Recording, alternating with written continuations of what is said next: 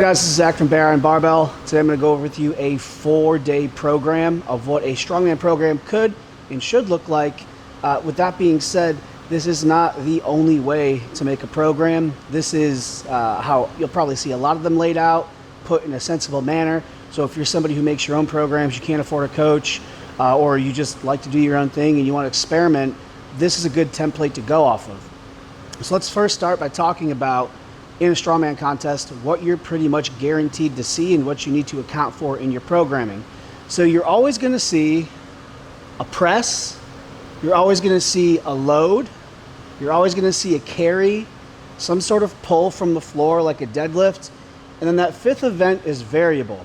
It could be a sandbag toss, it could be a grip event, it could be another pulling event, it could be another pressing event. It's often variable, so it's kind of a mixed bag on what you're going to see when it comes to that fifth event. And so that can change the way that you might lay out a program, but we're just going to say, for today's sake, that variable might be something like a sandbag toss, something that is not like the others. So we've got a 4-day split here. 4 days is a really common split. Some people train 3, some people train 5. 4 is kind of what you're going to see most of the time. So on your day 1, I'm setting it up as a press focused day. So you're going to do your event press. So whatever your event is, whether it be a log, an axle, circus dumbbell, that's what you're going to take care of first. You want to do that first because that is the most important skill, is the most important goal of the day, is to become better at that. That's the skill. That's what we're trying to get better in the program. So that's what we're going to take care of first, is your event press. After that, we have ASST. Assistance, right? So whatever you feel is going to help that first event get better, that's what you're going to put second. So for example, if you're doing an axle clean and press, your assistance might be just a strict press. It might be a close grip bench press. It might be an incline press. Something that's going to directly assist that movement pattern and use the same muscles and kind of looks and smells and tastes like the event, but it's not the same thing. So it has to be different. After that, we're going to move on to triceps. Now, triceps, they're kind of a main muscle group in strongman. I mean, it's the most important muscle when it comes to pressing. So we really want to treat those muscles with love and respect, and we really want to put a lot of effort into them, because the bigger and stronger your triceps are, 100% guaranteed, the better your press is going to be. So triceps are very important. We're going to put a lot of focus on that in our programs. Second, right behind triceps would be the shoulders. So again, guys, when we're pressing, it's all triceps and shoulders. I would put triceps a little bit more important than shoulders, but these things, you could vary these. You could put shoulders before triceps, or you could even do supersets. We do a lot of supersets here. I might be having somebody do like some tricep rollbacks with a west side dumbbell clean, or some lateral raises with a JM press, something like that. Pairing them up together. You don't have to pair them, but we do want to make sure that triceps and shoulders are hit really hard on this day. And then we've got variable. So variable is going to be that event that we don't really know exactly what it is. Like I said in the beginning, sandbag toss, right? Sandbag toss doesn't accumulate a lot of fatigue. It's not something that is going to have a huge impact on your training later on throughout the week, or even your second day, your day 2. Sandbag toss is something you pretty much do every day, and not to get into different creative ways you can set that up, but let's just say for this sake, it's sandbag toss. We're doing that last, okay? So this day is 100% focused on, number 1, increasing the skill and proficiency of that event, and 2, focusing on increasing the strength of the muscles that are most responsible for completing that event, all right? Moving on to day 2. This is your event load and event pull. Now, these could be switched. You could do your pull first and your load second. It's totally up to you, but those two got to be first. Again, the main goal is to get better at those movements, so that's why they're first. Event load, this could be a sandbag load, this could be a stone load, this could be a keg load, this could be something where you're picking it up from the floor and putting it on something else or over a bar or something like that. Our event pull, deadlift, could be a car deadlift, could be a barbell, could be an axle, something like that. Something where you're pulling, you're picking it up off the floor. So those are going to be our first 2. Most important, we're taking care of those first. Then we, again, kind of like we did on day 1, we're going to go directly to the muscles that are responsible for helping us complete those movements, hams and quads. This is where I'm going to put some things like maybe some GHD hip extensions, some inverse curls, something heavy and hard that is going to, you're going to be able to load it up and make it pretty heavy. I'm not going to put, like, in most cases, I'm not going to put like a Romanian deadlift here or something that requires hinging and a lot of low back, because we're covering a lot of that here. You're already getting a lot of work in that low back and like really heavy loaded compound movements. You're getting that from your load and your pull, and you're going to be pretty taxed after that. So these are exercises that are going to be really just specifically focusing on hamstrings and quads. And again, a lot of times I will make this a superset for people. It could be like a inverse curl with maybe some front squats, something like that. Putting those two exercises together, getting a ton of blood into the legs and just trying to promote growth and strength, and also getting a little bit of conditioning work in there because you're supersetting two exercises and it's a lot of work in a short period of time. And then we've got conditioning. You guys have to take conditioning seriously. You have to program it in some way. Most people, especially if you're a heavyweight, you're going to need a little extra work and care towards that element of fitness in strongman, because just doing weightlifting, just doing your events is probably not going to be enough. And not to mention, I don't know anybody that's ever been too conditioned for a strongman contest. So really, unless you're really far behind in the strength component of it, unless you're like really struggling to hit comp weights, I would really take some time to focus and program conditioning and make sure that everything's taken care of on that end. So we're going to throw that in on your day 2. Day 3, we got another press day. All right. With pressing is kind of like, I'll use this analogy. Pressing is like, your 21-year-old hot girlfriend, she's, you got a lot of guys coming after her. You got to kind of keep her happy. You got to give her a lot of attention. If you stop giving her attention, she's not going to give it back to you, and you're not going to get what you want out of her. So you got to put a lot of attention into your pressing. 2, sometimes even 3 days a week. I'm sure you guys have heard of the Smolov bench program, 4-day-a-week bench press program. Part of the reason why that is so successful for people is because of the frequency of the bench. So the more frequently you do it, the more strength, the more muscle you're going to put on. Now load and stuff, you got to really be, you got to really properly load that program. Not to go off on a tangent here, but you can't go too heavy on that too often. But your press certainly needs to have a little bit more attention than some of your other events. Secondly, you can recover more faster from pressing than you can like loading and things like that. It's just smaller muscle groups. It's less taxing on the nervous system. So you can recover faster. So it just makes sense to train that twice. Now, I just put press here. I didn't put event press.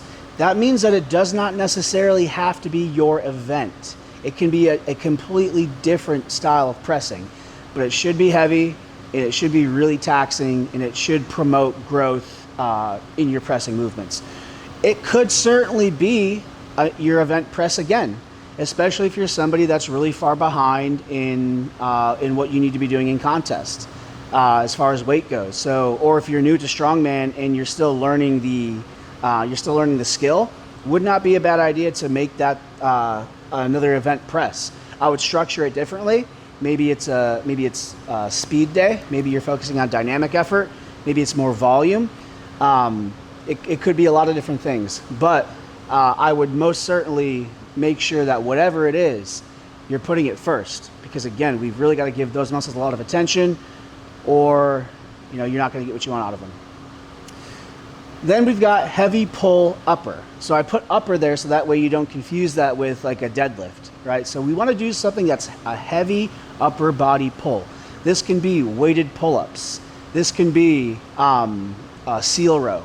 This can be something where you're having to either pull horizontally or vertically heavy, and really, again, promoting strength and muscle growth in those supporting muscles that are going to help you with the press. We want to make sure we put this here, guys, because you'll see as the program goes on, in strongman you have to use a lot of back. Like almost all of your events are going to incorporate some level of your back being responsible for completing the lift. So on pretty much all of these days, there's some sort of back movement, or I shouldn't say back movement, but some sort of exercise that taxes your back, whether it be upper back or lower back, anything like that. So obviously, since we're on an upper day here, we are doing some sort of heavy upper pull. It is going to directly impact not only your pressing, but everything else in strongman. By getting a stronger back, you're going to see progress on pretty much all of your events. There's no such thing as having a back that is too strong or a back that's overdeveloped in strongman. Your back is responsible for a lot. So we are making sure that we put in some sort of heavy upper pull right after that press. Then we've got upper back, just like I mentioned, right? So this is more focused on a movement pattern, which is a pull, like I said. So we're focusing on the pull. This is upper back. Now we're not necessarily focused on a movement pattern, but we're focused on a muscle group. There's a difference there. So upper back can be a myriad of different exercises. It could be high pulls. It could be some sort of like TRX row. It could be, again, west side dumbbell cleans. It could be H rolls. It could be anything, any upper back exercise. We are focusing on training those muscles, not a movement pattern, but muscles. There's a ton of different options you could put there. And then again, triceps. Coming back to the triceps, how important they are. They need to be touched multiple times a week if you really want to see growth and strength in them. So if you got triceps on your day 1, triceps on your day 3, you're treating triceps not as like an accessory muscle, but they are very much a main muscle in strongman, and can't say it enough. We need to train the shit out of them. And then we've got day 4. So this is going to be your event carry. So could be a yoke, could be farmers, could be a sandbag, anything like that. We are doing that first. Why? Because that is the skill we are most interested in getting better at. That's what we're competing with. So we're doing it first. A lot of times this is going to be like your strongman Saturday kind of day where everybody gets together and puts a yoke together and whatever you got to assemble, and you're doing that strongman stuff outside, or if you're lucky enough to have a gym that's big enough, you do it indoors. Then your secondary pull, okay? So similar to this here, guys, on your day 2, you've got your event load, then your event pull. Well, on this one, we've got our event carry and secondary pull. So it's set up very similar to where we're doing 2 heavy exercises in the beginning. The secondary pull, you don't want to be the same as your event. Definitely don't want that, because it's going to be very neurologically taxing, and we just don't want to go too heavy on something like that twice a week. So this can be where you put your Romanian deadlifts, or your trap bar deadlifts, or your straight leg deadlifts, or any sort of pull from the floor that you want. You're going to treat it with the intensity of a main event. So we're doing that after our carry. The reason why we do it after is because, again, this is secondary in priority to the main event, which is the carry. Then we got hamstrings again, right? So we got hamstrings here, hamstrings here, hamstrings, just like the triceps. They're almost like the triceps of the lower body. I know their function is different. Triceps an extender, hamstrings are the flexor. But again, no such thing as too strong of hamstrings. Your hamstrings are helping you on almost every event directly. So hamstrings need a lot of love, and we need to make them strong as hell. So we're dedicating time specifically to train those muscles on both of these days. And then day 2, we got quads. We're going to focus a little bit more on hips. Quads, obviously very important. Hamstrings, I think, a little more important. But hips, they're kind of like the, as far as importance goes, they're just as important as the quads.